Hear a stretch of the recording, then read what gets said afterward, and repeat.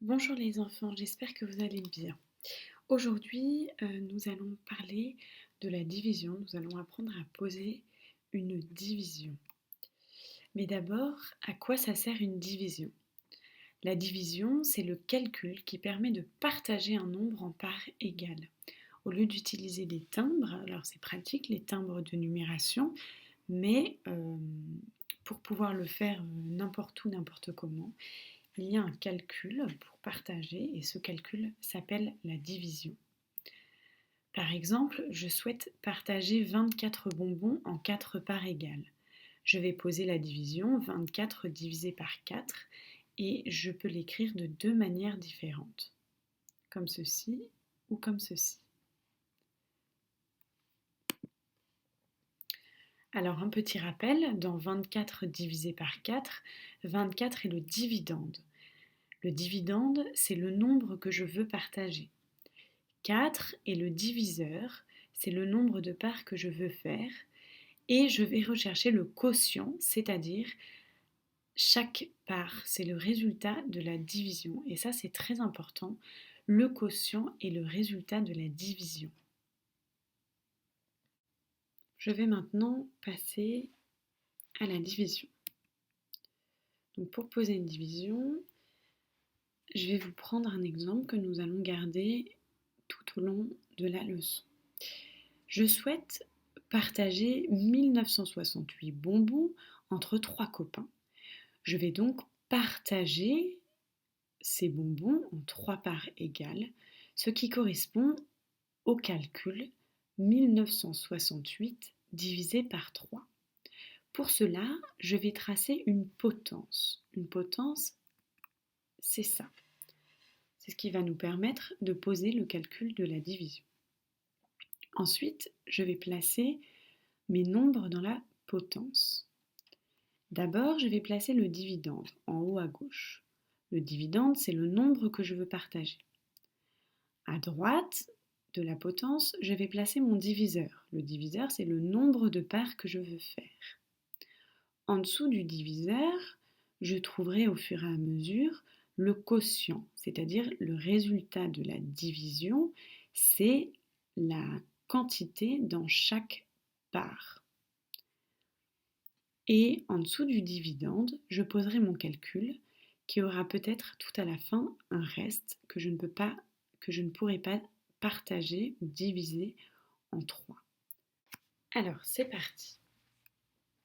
Nous allons, pour nous faciliter la tâche, commencer par essayer de trouver le nombre de chiffres qui composera le quotient. Cela nous aidera. Pour cela, je vais considérer le premier chiffre du dividende. Le premier chiffre du dividende est le 1. Je vais me demander, est-ce que je peux partager 1?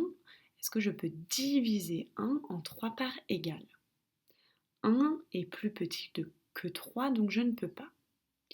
Dans ce cas, je vais non pas prendre seulement le 1, mais je vais prendre les deux premiers chiffres du dividende. Ici, le 1 et le 9, ce qui fait le 19. Est-ce que je peux partager 19 en 3 parts égales? 19 est plus grand que 3, donc je peux le diviser. Je vais poser un point rouge au-dessus de mon pont que je viens de faire et un point rouge au-dessus de chaque chiffre du dividende qu'il me reste, le 6 et le 8. Cela me fait 3 points rouges. Ces 3 points rouges correspondent aux 3 chiffres du quotient, aux 3 chiffres qui composeront mon quotient, l'unité, la dizaine et la centaine.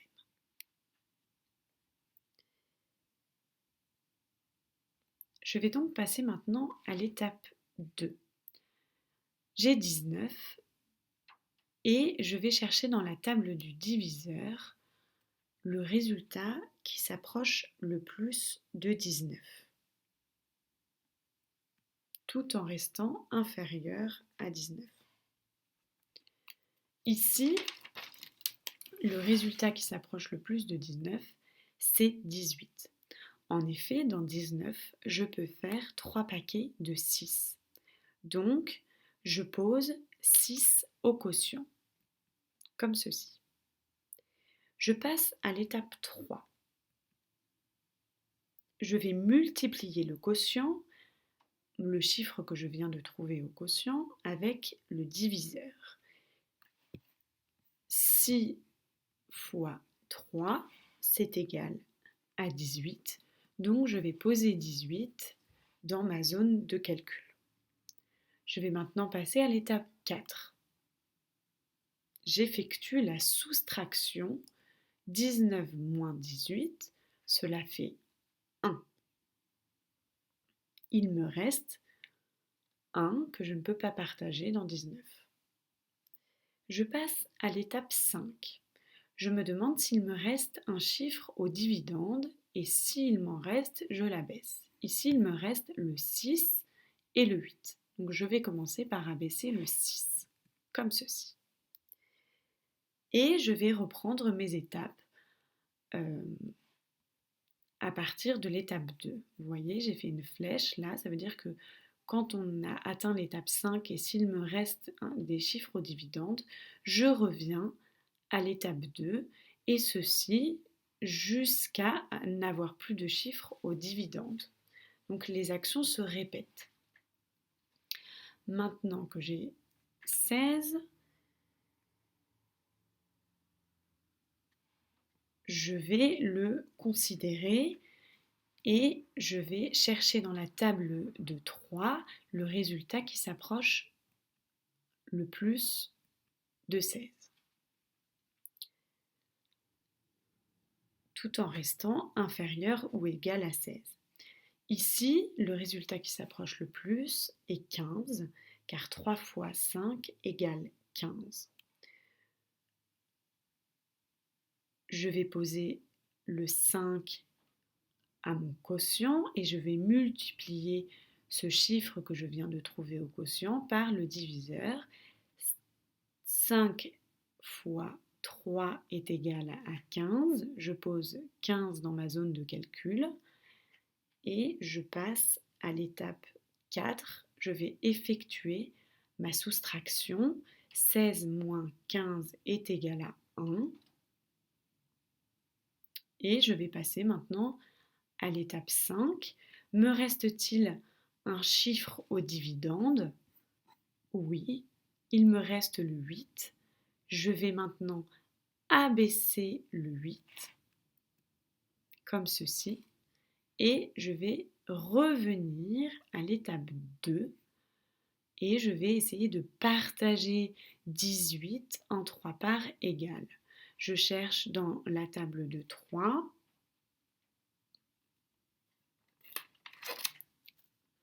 Le résultat qui s'approche le plus de 18 tout en étant inférieur ou égal. Ici, c'est facile, c'est 18, car 3 fois 6 égale 18.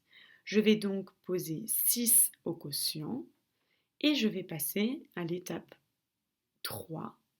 Je vais multiplier ce chiffre que je viens de trouver au quotient avec le diviseur. 3 fois 6 égale 18. Je pose 18 dans ma zone de calcul. Je passe à l'étape 4. J'effectue la soustraction. 18 moins 18, c'est égal à 0. Et je passe à l'étape 5.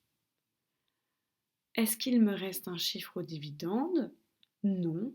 J'arrive à la fin de mon calcul. Je n'ai plus de chiffre à abaisser. Donc, c'est fini. Mon reste est de 0. J'ai pu partager tous mes bonbons.